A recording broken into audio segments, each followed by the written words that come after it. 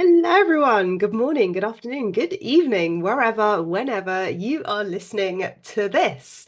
So, today I wanted to just speak to some things that have come up in some coaching sessions that I've had with people. And the good news is that a lot of you are seeing these videos that I'm making, but often the language that I'm using is perhaps a little bit woo for the practical stuff to do with money. And some of you have been asking me, Sarah, do you work with the practical side of money? Do you work with this spiritual mindset to do with money? How does this all come together? And I've been thinking a bit more about, I guess, how I can better make the connection so that you guys understand how to feel more empowered with your finances. And often I get asked, what does alignment mean in terms of our money mindset? What does feeling empowered with our money actually mean and actually look like? And the truth is it's going to look very different for everyone. When I say, money can help us buy financial freedom, the word financial freedom is going to mean something different to everyone. And so when we approach our money mindset or our finances, what we want to be coming at it from a place of is understanding what it means to us as individuals. What does financial freedom actually mean to you? My version of financial freedom, as I said, might look very different. So some of my core values in my life are things like having fun and adventure and traveling and going to places that are slightly off the beaten track. As some of you know, I'm a dive master, and so that in and of itself is an expensive hobby, but it's something that I love to do because it gives me freedom, it gives me space to be creative and enjoy the thing that I love in life. But for some of you, financial freedom might look very different and it's going to mean different things. Now, when we talk about financial planning, and I'm talking about the practical side of money in this, is that we want to be thinking about our goals in the short term. So, what we want to achieve now, between now and the next 5 years. And in terms of financial planning, the reason why we say 5 years is because we move from a place of creating financial security into creating financial abundance and overflow. And the way that we do that is getting our money to work for us. And in order to do that, we need to be comfortable taking a certain amount of risk with our money.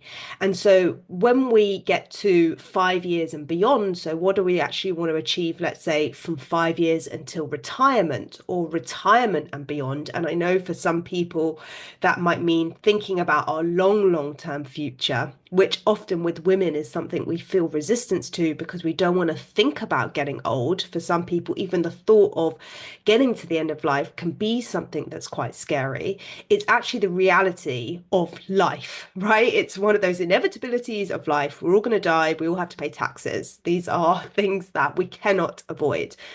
But in terms of that 5 year period, 5 years is the amount of time needed to start making an investment comfortably. And the reason for that is because the investment market fluctuates.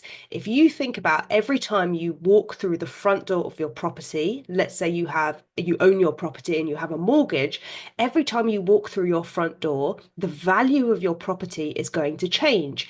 Even if it's by pennies or pounds, right? The actual value of your property is going to change every time you walk through the door. And so the same thing applies when we have long-term investments. In other words, when we're investing in the stock market and our money is working for us. And as some of you may have seen in the news lately, there's a lot going on in terms of stock markets around the world fluctuating, right? So we see there are different tariffs being implemented.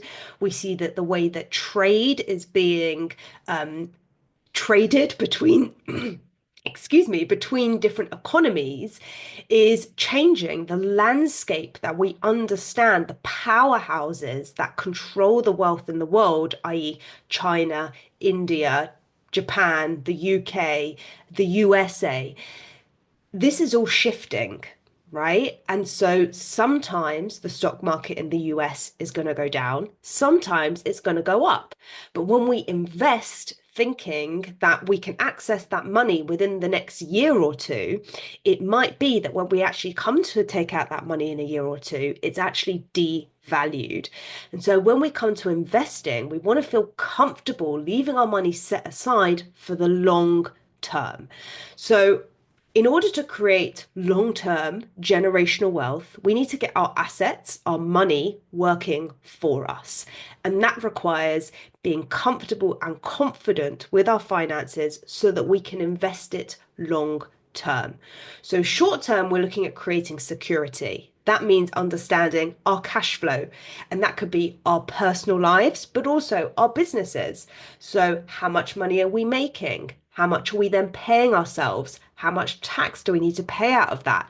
Do we hire staff? Do we hire employees? Do we take dividends and therefore we need to pay corporation tax or VAT, right? So there are loads of different moving parts to that. But creating financial security means feeling comfortable about living our lifestyle today in a way that we want to, but also in the knowledge that our money is working for our future. Okay, so rather than thinking, my business is failing, I'm not turning a profit, or I'm not turning enough profit, and therefore I need to start a new business venture, I need to try something else, all we're doing is ignoring there is a disconnect between actually making money in that business because we don't feel worthy enough underneath and safe with money. And what ends up happening is people start multiple different businesses, multiple different ventures, and the cycle of earning to a certain point ends up repeating itself in a new form. It takes on a new shape. Right? It takes on a new being. In other words, we say, actually, I've started this business with making, £20,000 out of that business, but really I need my income to be at 60,000. So what I'm going to do is start a new business venture and try and earn 20,000 out of that. When in reality, what we need to be doing is breaking that threshold of that limit that you've put on yourself so you can start feeling more empowered and earn more in the first place in that business. And then using and leveraging the profits that we make from that business to invest in our long-term financial security, freedom, and future. Okay, so I hope this better lays out the landscape, right? Because there are different vehicles, as I said, short term, we're looking at repaying debts, we're looking at our building up our emergency fund, we're looking at, putting money aside for the short term within the next 5 years. 5 years and beyond, 5 years until retirement, we're looking at investing. And then if we don't need money before we retire, then really we want to be putting that money in a pension pot, which in and of itself has taxable benefits because in the UK, the government provide us with tax efficient savings when it comes to putting money into our pensions. And so, actually, when we understand the systems, right, and a lot of us haven't been educated about this, which is why I completed 2 financial coaching certifications to better educate people so that you understand that actually, when your money is working for you, there's actually less stress, there's actually less pressure to start earning more because your money is working towards your financial future. And so you're not going to feel restricted or come from this place of scarcity, right? And I really wish this was something that I personally knew before I became a financial coach. When I lived as an expat in Dubai, I did a lot of networking and I was about 27, so it was like almost a decade ago. And someone came to me and they said, look, I'm training to be a financial advisor. Can I educate you about investing?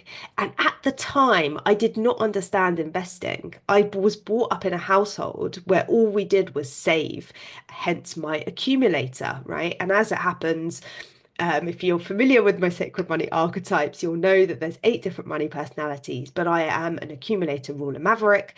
So, as much as my maverick might love taking risk, actually, it didn't mean taking risk with money. And when this woman sat down with me and she showed me a graph of compound interest, I was like, what the hell is she talking about? Like, I had no idea. And look, I could have applied myself and understood what investing meant over 10 years ago. And if I would have done that, I would have invested in cryptocurrency when it was £200, right? And now I don't even know what it's at, like $60,000 or something like that. So all of those years I don't see as wasted, but potentially I could be in a very better financial situation if I'd actually been open and ready to understand the information that was given to me back at that time. But that was not my journey. And I had to figure it out for myself. And that lesson kept coming back to me in the same way that I needed to start investing, that I needed to start better leveraging my money and understanding my assets until it came to the point where actually I said, right, I want to start up a business. I want to empower people to transform their lives and create freedom in their lives and feel confident, with their businesses. And I realized actually I didn't understand the business systems. I didn't understand what it meant to start investing. I didn't trust myself enough with money. And that was revealed to me through my own money mindset journey from taking financial certifications when, I had to take exams and I was like, I really don't want to understand what an OPEC is. I don't want to understand all these acronyms. And the truth is, all of these acronyms just give us overwhelm when there's so much information. We just get overwhelmed with all the details. Who really cares about what compound interest is? All you want to know is that your financial future is secure, right? And so that's what financial coaching does. It streamlines all of this information, all of this overwhelm in a really tangible, practical way that you can start taking action right now, today in your life. And yes, that might mean taking some uncomfortable action. But what it also means is that we're taking action in the right direction. It's a bit like when you shoot a bow and arrow. Maybe I've been reading Iron Flame, which is part of the Fourth Wing series, but Violet Sorrengail, she has her bow and arrow, and you pull back the arrow, and the arrow goes back, and you let it fly, and it shoots even further. And that's what happens when we expand our money mindset, right? We go through this phase of shrinking, like we're pulling back, like we feel the resistance, but then we get it, we understand it, things click, and pow, we go in the right direction. And not only do we go in the right direction, we fly there 10 times faster because we have the trust and the faith in the skills that we've now developed to understand and create financial freedom for ourselves. And someone said to me that they watched my last video, which was talking about Gary economics and how it's not empowering people to just say that we are victims of the system, right? Because we can learn, we can educate ourselves about this. The key thing is you have to be ready to hear it. You have to be open to actually believing, right? Believing that you can create financial freedom. I think one of the biggest blocks I see is that maybe you don't really believe deep down that you are worthy of having financial freedom. And that is going to be a mixture of all of the thoughts and beliefs and, things that you've learned throughout your life about what it means to be wealthy, to have wealth, or to have freedom, or to thrive, right? Maybe you grew up thinking that you really do have to work harder. Maybe you're a ruler. Maybe you're a romantic and, for you, it's all about spending on luxuries. But deep down, you feel like you're not worthy enough of actually having that money in your bank account to save for your future. Or maybe you're so stressed about the financial details that actually you ruminate on it and you wake up in the middle of the night and you're looking at your budget and you're like, I need someone to help me with this, but I don't know who to hire because it's just all so overwhelming. And so you end up speaking to a business coach because you think the solution is to start earning more money, but that's not always the right route.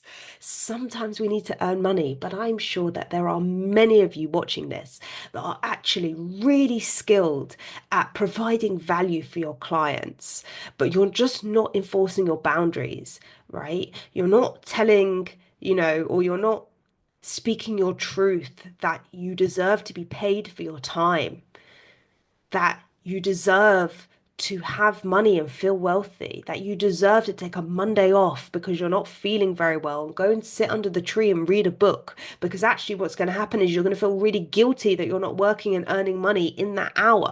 But in reality, if you were sitting at your computer, you probably wouldn't be making that money either. So it's about doing things in a way that feels aligned for us, that feels good for us, with the safety and the security and the knowledge that this month's bills are covered, next month's bills are covered. And not only that, we're coming up to summer holidays and you want to send your kids to summer camp and that's covered, and you want to take a nice holiday and you're not doing that from your credit card bill, right? And something so common I see is that people reach a certain threshold in their bank accounts, I don't know, £100,000, £200,000, £1 million, it doesn't matter what it is, and the system seems to break. Something seems to happen.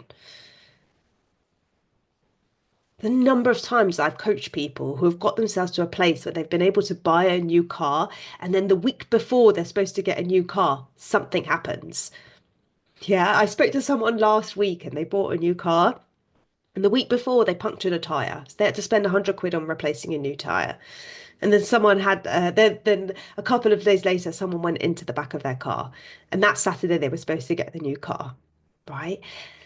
This is about worthiness of feeling um, worthy of receiving, right? Being energetically aligned enough so that you receive. And I don't know if I've done a video on this talking about the bread of shame, but the bread of shame, if you don't know, or you didn't watch the video where I spoke about the bread of shame, you can always do a Google. Just Google bread of shame. It's a Kabbalistic principle. But the idea behind it is that we're not ready to receive it. Right. And so, actually, when we come from this place of scarcity, what we need to understand is we need to feel ready before it happens. You cannot win. I'm talking about football now, but you cannot win the Premier League of football, right? Unless you believe that you are a winner before you achieve it. Because if you don't believe that you're ever going to win, it's never going to happen. So, everything is cause and effect, as I've spoken about before. If you ask yourself this simple question, short term, in the next 5 years, what do you want your life to look like? What are your financial goals? And you can brainstorm this in the next 5 years. Think about your career, your family, your partner, pets if you have any, your hobbies, your social life, any education or courses that you want to take, your health, where you want to invest in your health, your housing, where you want to live, your travel. Do you want to go on holiday somewhere? Write it all down. And I don't mean in the form of a vision board, as much as that's great to see. When it comes to financial planning, we want to get specific about how much stuff that's actually going to cost. And for some people, they'll avoid that conversation because it feels so out of reach. But actually, the more we avoid that conversation, the more it magnifies and the further away we actually feel from achieving it. So by facing these things head on, getting a handle on and being realistic about what's actually possible without judgment, without judging ourselves. Because often what can happen is we can say, oh, I want to buy a new car. And then we'll go, but who do you think you are wanting to buy this new car? Your business isn't even doing that well yet. Okay. And so that's when the sabotaging thoughts come up. And then the effect of that is that we don't end up taking any action at all. So everything is cause and effect. Have a think about the short term as a starting point, what you want to achieve. Then you can think about your medium term, so 5 years until retirement, and then your long-term goals up until retirement. And that is the very first step that you need to take in order to get clarity about your finances. And look, I'll cover budgeting if you want me to. I'll cover investing in a whole other video. But if you do want to dive more into this work, if you want to better understand your money personality, heal your trauma with money, get better at managing your money, feeling more confident, earning more, being able to manage it better, then the way to do that is through my Aligned in Abundance course. It is a self-led course. That is on my Stan store. I will leave a link below. And if you're not quite ready for that, then you can take my money personality quiz, which will help you better understand your strengths and your sabotages when it comes to money. So I hope you found this video useful, and I look forward to seeing you all in the next one.